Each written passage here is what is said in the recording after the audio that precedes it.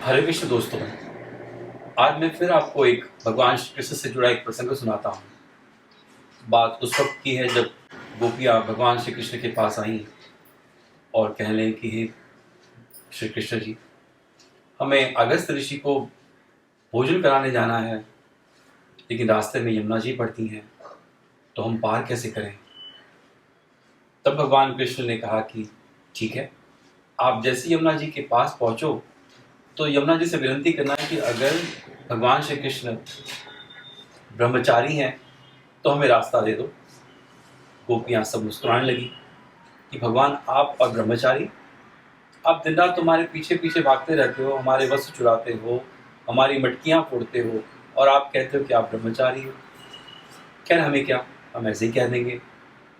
गोपियाँ यमुना जी के पास गईं।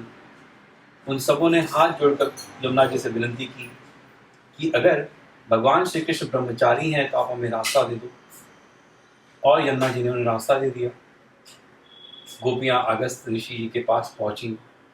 उन्होंने उन्हें बड़े प्रेम से भोजन कराया, और भोजन करवाकर जब वो वापस जा रही थी तो फिर दुविधा में पड़ गई और चिंतित हो गई। तो उन्होंने अगस्त ऋषि से कहा कि हे मुनिवर, हमें अपने घर जाना है, लेकिन रास्ते में यमुना जी पड़ती हैं, हम उन्हें पार कैसे करें।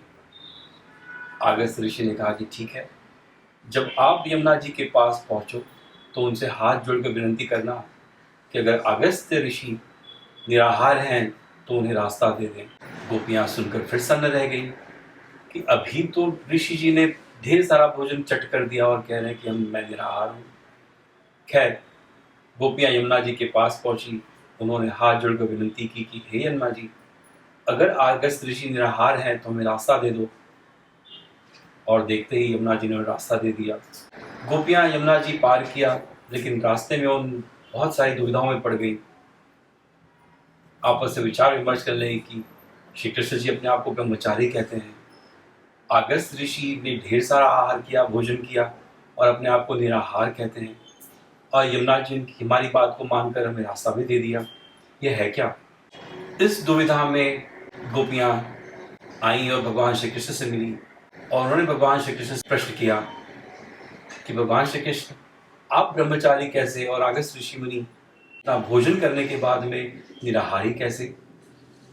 भगवान श्री कृष्ण मुस्कुराए, हे गोपियाँ, मैं तुम्हारी देह से प्रेम नहीं करता, मैं तुम्हारे प्रेम के भाव को देखकर तुम्हारे पीछे आता हूँ।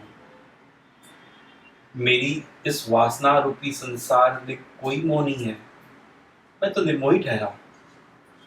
इसी निर्मोही अवस्था के कारण यमुना जी ने आपको रास्ता दिया। फिर गोपियाँ आश्चर्य में पड़ गई। उन्होंने कहा, फिर अगस्त मुनि ने तुम्हारे सामने इतना सारा भोजन किया, फिर वो निराहारी कैसे। भगवान श्री कृष्ण फिर मुस्कुराए।